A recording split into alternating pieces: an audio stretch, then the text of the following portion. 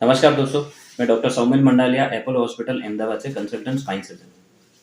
दोस्तों आज हम जानेंगे कि स्लिप डिस्क या साइटिका से पीड़ित मरीज में कौन कौन से उपचार अवेलेबल है और उनमें ऑपरेशन या सर्जरी की सलाह कभी दी जाती है।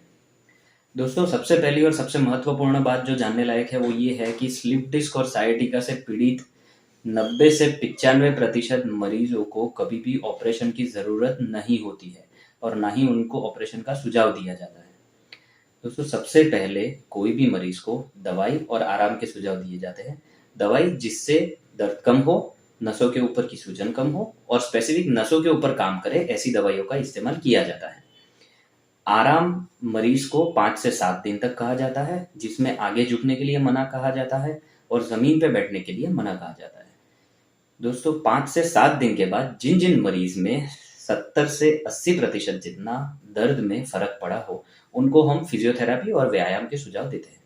फिजियोथेरेपी और व्यायाम का उद्देश्य ये होता है कि कमर के आजू बाजू के मसल्स, स्नायुओं की स्ट्रेंथ बढ़ाई जाए। ये स्ट्रेंथ बढ़ने से ऐसे मरीज में भविष्य में वापस से साइटिका या स्लिप डिस्क होने का जोखिम बहुत हद तक कम किया जा सकता है। दोस्तों जिन मरीज में फिजियोथेरेपी और दवाई से कोई भी फर्क ना पड़ा हो, उन मरीज को हम ट्रांसफोरामिनल रूट ब्लॉक या एपिड्यूरल इंजेक्शन की सलाह देते हैं। दोस्तों ये एक सिर्फ 15 से 20 मिनट का प्रोसीजर होता है, जिसमें मरीज को ऑपरेशन थिएटर में सीएम गाइडेंस या फिर एक्सरे के मशीन के अंडर में उनके गाइडेंस में इंजेक्शन दिया जाता है, जिससे स्पेसिफिक नसों के ऊपर सूजन कम की जा सकती है। 80 से 90% जितने मरीज ऐसे होते हैं जिनमें ऐसे इंजेक्शन से काफी लंबे समय तक काफी सारा अच्छा आराम मिलता है। दोस्तों जिन मरीज में इंजेक्शन, फिजियोथेरेपी, आराम और दवाई ये सब चीज़ों ट्राई करने के बाद कोई फर्क ना पड़ा हो, उन मरीज में ही हम ऑपरेशन के सुझाव देते हैं।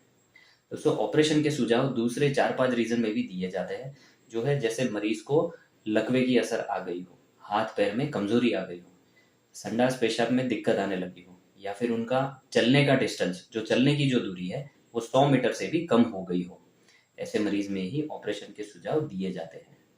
तो दोस्तों कोई भी मरीज हमेशा सबसे पहले ऐसा ना सोचे कि उनको ऑपरेशन की ज़रूरत है, और 90% जितने मरीज ऐसे होते हैं जिनको ऑपरेशन की ज़रूरत कभी भी नहीं पड़ती है।